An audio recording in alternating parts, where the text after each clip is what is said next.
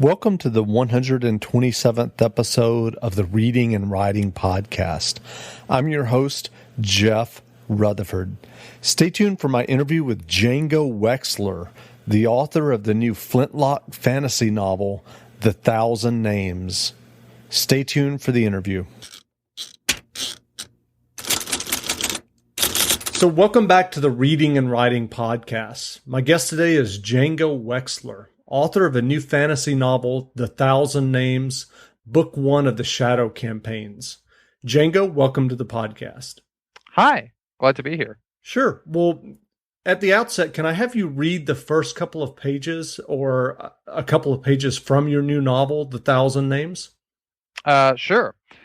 This is a section from chapter 6. Our protagonist, Winter, who is, I'm not sure it's relevant for this particular chapter, but she's in disguise as a man to be a part of the Vordenai army, is leading her troops on a scouting mission and is just about to encounter the enemy. All right. Bobby drifted over to Winter. The boy was plainly exhausted, sweat running down his face in rivulets, but he struggled gamely onward under the weight of pack and musket. He even managed a smile. He labored for a moment to catch his breath. Aren't we getting a bit far out? Winter snorted. De Vries thinks the colonel has ordered him to personally chase down the entire enemy army. He'll get a dressing down from Captain Devoir, I bet. Maybe. Winter shrugged. Captain Devoir is a busy man. Think he'll call a halt when we get to the top of the next ridge? God almighty, I hope so. Winter looked at the perspiring troops now struggling up the slope. Otherwise, we won't even need to run into the Redeemers. The sun's bad enough. Bobby nodded wearily. They walked on in silence, picking their way around occasional screes of loose rock or clumps of hardy shrubs and grass. This ridge was taller than the one that ran along the road, and Winter imagined it would afford quite a view. She hoped that De Vries would be satisfied with taking a look from the top. There was a surprised shriek from her right, followed by a burst of laughter. Sarge, I think something bit Cooper. More laughter. Winter left Bobby's side and hurried over to a small group of soldiers, acutely aware that getting bit by something in Kandar was no laughing matter. In the city, she'd known a Kandari trapper who'd claimed there were 107 varieties of snakes in the Lesser de Sol, and at least a dozen kinds of scorpions.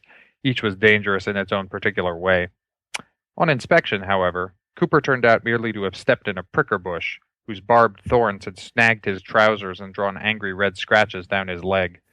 Winter got the lad disentangled, much to the amusement of his companions. As she straightened up, there were shouts from above at the top of the ridge. Winter thought at first that another man had had an encounter with local wildlife, but from the volume it sounded as though the whole company had stumbled into a nest of snakes. Above it she heard the high, shrill voice of the lieutenant. "Back! Go back!" He came into sight over the top of the ridge, his terrified horse moving far too fast already, blood spotting the animal's flanks where he'd kicked it viciously with his spurs. A few soldiers followed, picking their way down the rocky slope as fast as their legs would carry them. Winter spat a curse. She forced herself to move, sprinting the last dozen yards to the crest of the ridge, and found most of the 7th Company still gathered there. The thin line had contracted to a tight bunch as the soldiers instinctively huddled together. The top of the ridge afforded an excellent view. Over her shoulder, Winter could see the ocean, though the coast road and the Vordenai army were blocked by the lower ridge behind them. Ahead of her, to the south, the furrowed land stretched on and on until it flattened out into the sandy wastes of the Lesser de Sol. The objects of the soldiers' attention were closer at hand, however. Off to the east, the coast road became visible again as it swung inland to avoid some obstacle, and there a vast host had gathered. It looked more like a camp than an army, with tents and crude banners showing the crimson flame of the Redeemers on a black field. Men milled around, reduced to ants by the distance, and there was no mistaking the flash of the sun from polished steel blades. Spreading south and east from the camp was an apparently endless tide of horsemen. They rode in small groups of 20 or 30, and there were more groups than Winter could count, covering the valley at the foot of the ridge. They were shabby-looking men, ununiformed and mounted on scrawny beasts liberated from lives as carts or field animals. But they screamed and drew swords when they saw Vordenai blue against the horizon. Priests in black wraps egged them on, screaming loudest of all and waving the riders forward. The lieutenant was still shouting, barely audible over the shrieks of the Redeemers. Back! Back to the column! I think I'd probably cut it there. Okay, great. Well, if someone listening hasn't heard about the 1,000 Names yet, how would you describe your new novel? Let's see. My elevator pitch, as they say, has become that it's Bernard Cornwell's Sharp, but with magic. It was originally based on the Napoleonic Wars. My first idea was to actually just do a fantasy retelling of the story of Napoleon Bonaparte, but it kind of diverged enormously from that. And so what it left me with is this military fantasy set in a time frame that's like maybe 1790 in our world, although it's a secondary world, but that's what the technology roughly is about. So, muskets and cannons and cavalry charges, but also magic in a kind of a subtle, interesting way. Great. Well, as you mentioned, many fantasy novels tend to focus on a quasi-medieval setting with knights and armor and sword fights, but your novel, it has guns, muskets, cannons, and also magic. What inspired you to write what is being referred to as a Flintlock fantasy versus a fantasy with a medieval setting? I just love that that term Flintlock fantasy didn't exist while I was writing it, and it's only happened once I come out. A few people seem to have gotten the same idea all at once. There's me, Brian McClellan, Leigh Bardugo, and a couple of others have written these fantasies that take place in this time. I'm really happy about that.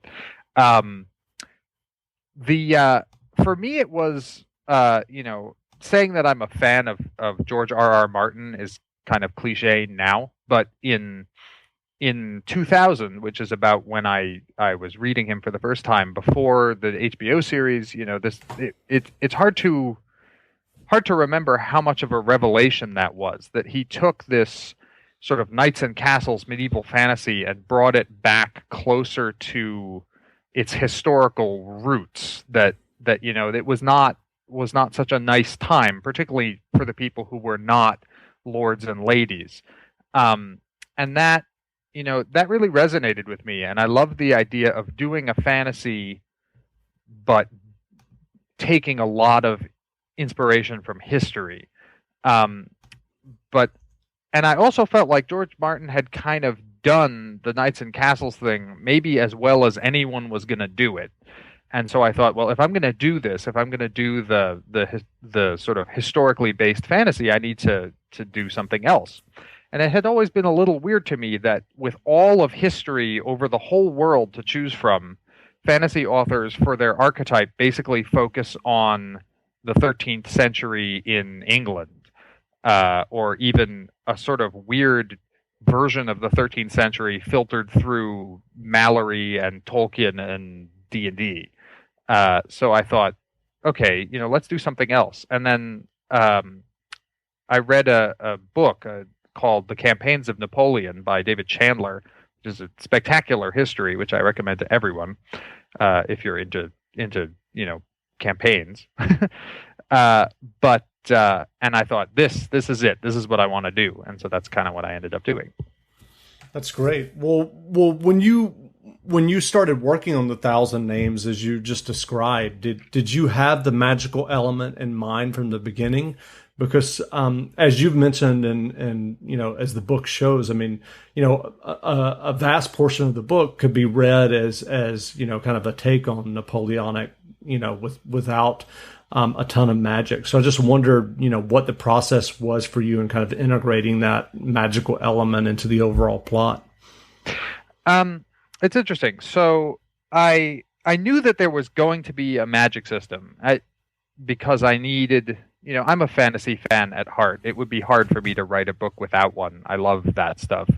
But at the same time, because I wanted to write this sort of military fantasy, I wanted the battles and the non-magical characters to matter. And I find in a lot of books, when there's magicians who can destroy armies by waving their hands, then the non-magicians always feel sort of pointless. Stephen Erickson does a good job of this in his books, that his magicians are so powerful that they're the only people worth talking about, essentially. This is in the Malazan Book of the Fallen. Right. And I like that too, but that's just not the way I want it to go, since it would feel kind of silly to have really powerful magic and to then spend a bunch of time on soldiers fighting. So I designed the magic system so that it was kind of subtle and hidden. It's at this point where, there's this organization basically designed to dedicated to getting rid of magic, and they've gotten to the point where most civilized people don't even believe that it still exists or that it ever existed. And that was a kind of an interesting take on it. So it was always there, in my mind, but I didn't want it to dominate the plot, at least not initially. So that's kind of why it is the way it is. At the same time, the book has a prologue from the point of view of one of the bad guys, or maybe bad guys. It depends on how you look at things. That shows off some of the magic, which I put in there at least partly to just show, yes, this is a fantasy book, and yes, it does have magic in it. If you wait, I didn't want to put anyone off to think that they had, people might think, oh, I thought this was fantasy, but I guess not. How much have you planned your series beyond the first novel? Do you have a projected number of novels at this point in the series, or are you focused strictly on the immediate sequel? It's pretty well planned. It's going to be 5 books, assuming everything goes well. I never want to speak too certainly about it. We all remember, George Martin telling us that his series would be 6 books long, and then it's 7, and now, God only knows. But but when I first submitted the novel to my agent, he said, okay, before I go out with this to the publishers, I'm going to need a synopsis of the rest of the series, of all the other books. And I said, oh. And that was kind of the first time I'd really thought hard about it. But it turned out to be incredibly valuable, because I did this synopsis, which, ended up being quite extensive and detailed. And a lot of that stuff made it back into the 1,000 Names. So I think it makes the series tighter as a whole. It was actually kind of a conversion experience for me in terms of planning a lot. I had never really been a big planner, but I got a real good look at how valuable it is, even if it's kind of painful to do. So it's actually pretty well planned. The second book is written. I'm editing it now. I can't speak for the publishers, but I think we're hoping for a July release next year, and we're going to try and do 1 per year. So, hopefully in 5 years we'll get them all out. That's the goal anyway. That's great. Well, what has your personal writing path been? Had you written any novels or short stories prior to the 1,000 Names? And specifically with the 1,000 Names, what was the path to publication like for that novel? You just mentioned you have an agent. So if you could just talk about that. Sure. So I've been a writer for a long time, since high school at least. I wrote short stories for a while. I got into fan fiction. I wrote fan fiction for a while. In college, I finally decided, okay, I'm going to write a fantasy novel that I can sell, so not a fan fiction novel. And I did. It was called Memories of Empire, and I sold it to a small press called Medallion Press. And I sold them another one called Shinigami, which, it was a good learning experience. It's odd. It's not like I'm ashamed of those books, but they're not my best work to date either. But they came out, and basically not that many people read them, and they disappeared without a trace. And so now they're out of print. Someday, I'm going to convince someone to bring them back, at least as an ebook or something like that, just as a historical curiosity. But then I wrote another book, and I was like, man, this isn't very good. So finally, I decided, okay, I'm gonna, after doing the small press, I said I'm gonna get an agent and get I thought of it as a real publisher, which is really not fair because there are a lot of small presses that do really tremendous work. But that's what I thought at the time. And so I did. I wrote 1,000 Names, and it took a lot longer than I expected because, among other things, I ended up moving across the country and changing jobs completely in that time frame. So it took about 5 years to actually get it written, and went through many, many versions. But once I did, then I just started sending it to agents. It's funny because I feel like there should be like some clever story about a guy that I met at a convention or something. But I use a website called agentquery.com, and I got a list of the agents who I thought might bite, and there were about 50 of them, and I sent them all queries.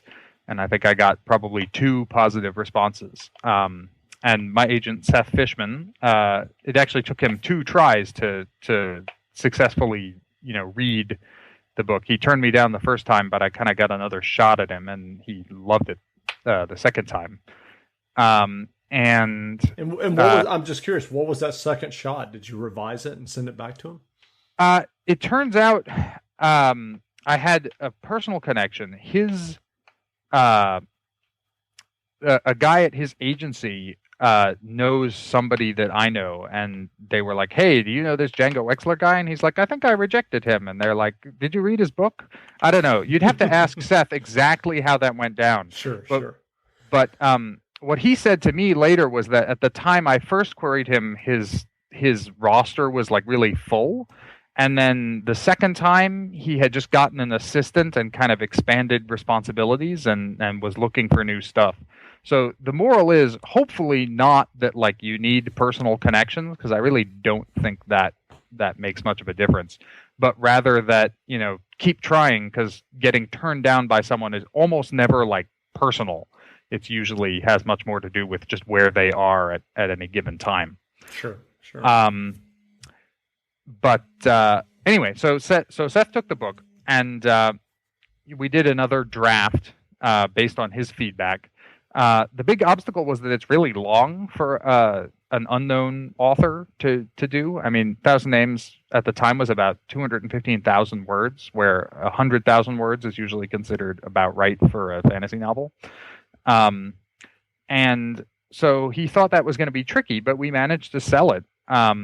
We ended up cutting it down by about 30,000 words. We cut about 10% out of it by the time it actually went out. But that was with the assistance of my editor at Penguin, and I think it helped a lot. So that's kind of where where does it clock in now in terms of word count? It's at about 195,000. Wow, because it doesn't read that long at all. I mean, in terms of the pacing.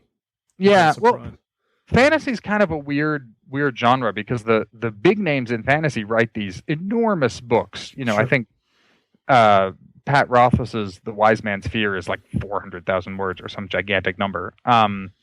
But the publishers don't like that because, it's riskier for them to print these gigantic books. And so if you're a new author, it's easy to think, oh, well, everybody writes these huge tomes. And I obviously thought that too. But it makes it a little harder to sell. So I got lucky in that respect. Sure. So what advice do you have for aspiring writers who may be listening who would one day like to have a career selling their novels and short stories? Well, so number one is just keep writing all the time. It's funny because people keep talking about this as my debut novel, which I guess is true. But for me, this is novel number 9 or 10, depending on how you count them. And so it's not like this is the first book I wrote and I sent it out and, oh, here it is. There's a bunch sitting in a trunk somewhere that I will probably never see the light of day because they're not very good. So don't just, write one book and think, this is it. This is my shot. And then if it doesn't work, you're like, oh, man, I'm sad. Just keep going. And it can take a while. you got to get used to rejection and realize that people don't mean it seriously, or not seriously, but personally.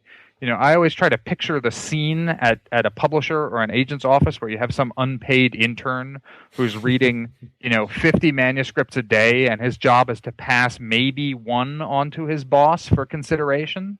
And so, when that guy rejects you, it's not because, he's like, you are the worst person ever. And I see a lot of aspiring writers getting really upset by rejection, and it's just not that personal.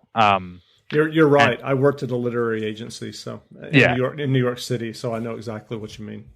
And yeah, if you talk to anyone who reads slush piles, it's just, some of it is just a numbers game. You happen to hit the right person on the day when they're like, I could really use such and such a story, and you hit them on that day with that story, and it works. Whereas if it had been yesterday, it wouldn't have worked. Yeah. And so I always tell a story. I recommended to my boss that she pass on a novel that sold a few weeks later for $1.5 million.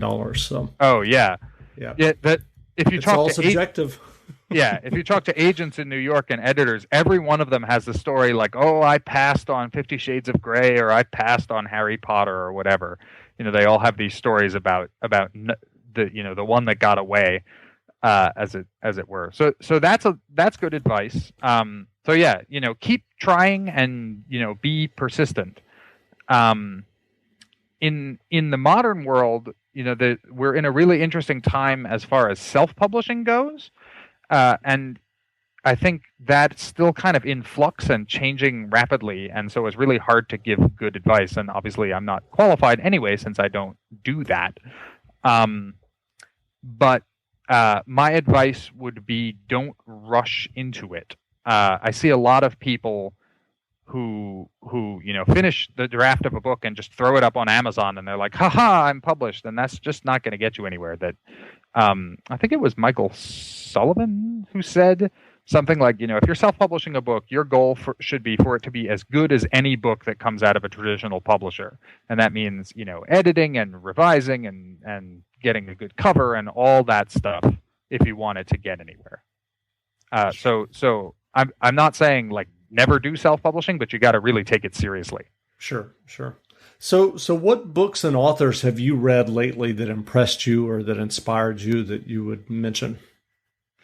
Lately, that's interesting. Or we can expand that to like the last year or two. Let's see. I read a lot of history, and that is often fine. Inspiring. What have I read? Any nonfiction history books that you'd mention? So I read Steven Pinker's book, several of his books, the Better Angels of Our Nature and The Blank Slate, which are both really good in terms of nonfiction. It's kind of like a human behavior. The Better Angels of Our Nature is about violence and the nature of violence and where it comes from and why we live now in a much less violent society than any humans have ever lived in. So it's actually a really optimistic book, which is kind of unusual. And so I recommend that. And then historically, I've been reading Robert Massey, who wrote Dreadnought, which is probably one of my favorite historical books of all time about the naval arms race between Britain and Germany before World War I. And he also wrote... but now he's writing about the Russian nobility. So I read his book about Peter the Great, which was fantastic. In terms of fiction, I'm pulling up my list here. I keep lists obsessively. I read You by Austin Grossman, which is great if you like video games or are interested in the sort of history and practice of video games. I think is just fantastic.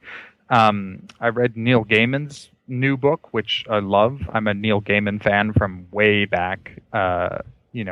His short stories are probably some of the best short story writing I know of.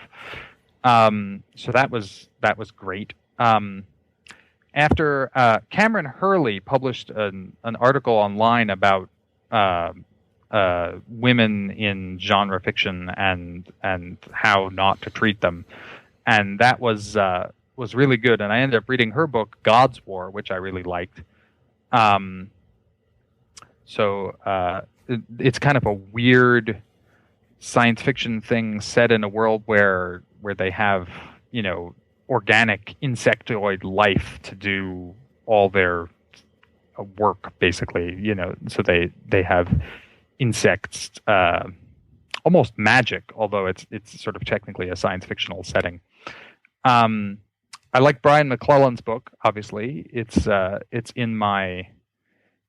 It's not that similar to Thousand Names overall. Like, it's a very different thrust, I'd say, but the setting is at least vaguely similar. So if you enjoy kind of muskets and magic, that's definitely Promise of Blood is the name of his book. Definitely, that's on my to be read list. So yeah, great. Well, what are you working on now in terms of your writing? Let me mention one more book. Okay. I read Peter Hamilton's Great North Road. I love Peter Hamilton. His Void trilogy and the Pandora Star duology are both fantastic. And Great North Road is a standalone, although it's a gigantic tome. It's like 1,000 pages, but really just a wonderful kind of near future. Well, not that near, but sort of. He has a gift for writing science fictional futures with like recognizable human beings in them, which is really kind of not all that common. So Great North Road is wonderful. Great. Sorry, go ahead and ask that other question again. Oh, I was just wondering, what are you working on now in terms of your writing? So I have two series, actually. I have a middle grade series, so that's for like 8 to 12-year-olds. The first book is called The Forbidden Library, and that comes out in April. So I'm kind of alternating between that and the Thousand Names series, the Shadow Campaigns. I have finished the Forbidden Library is done, and I've written the sequel to it. And right now I'm working on editing the Shadow Throne, which is the new title for the second book in the Shadow Campaigns, which is like, well, I'm trying to think how much I can say without spoiling it for everyone. They go back to the home country, to Vordon, and there's politics and intrigue and a bunch of other really good stuff. I'm really, really excited about it. It's a lot of fun. Great. Well, we'll look forward to that next year. So where can people find you online if they're interested? Well, if you go to DjangoWexler.com, that's my sort of home, and that has all links to everything. In particular, since this is the sort of release period for Thousand Names, there's a bunch of blog posts that I wrote, and I try to make my blog posts actually, talk about something that I find interesting rather than just saying, hey, buy my book over and over again. That's probably helpful.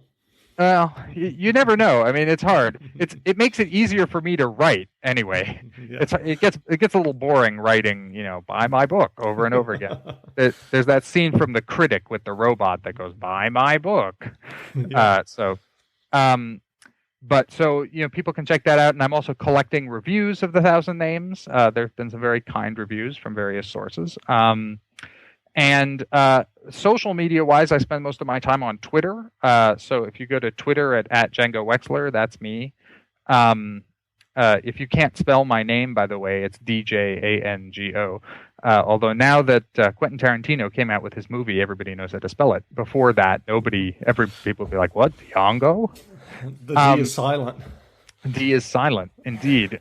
Or if you do Facebook, then if you go to, I think it's, let me look here. It's author Django Wexler.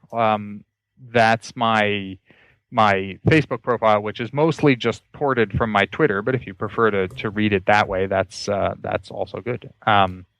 So that's where you can find me online. Great. Well, again, we've been speaking with Django Wexler, author of the new Flintlock fantasy, The Thousand Names, and the book is available in bookstores now. So go grab a copy. And Django, thanks for doing this interview. You're very welcome.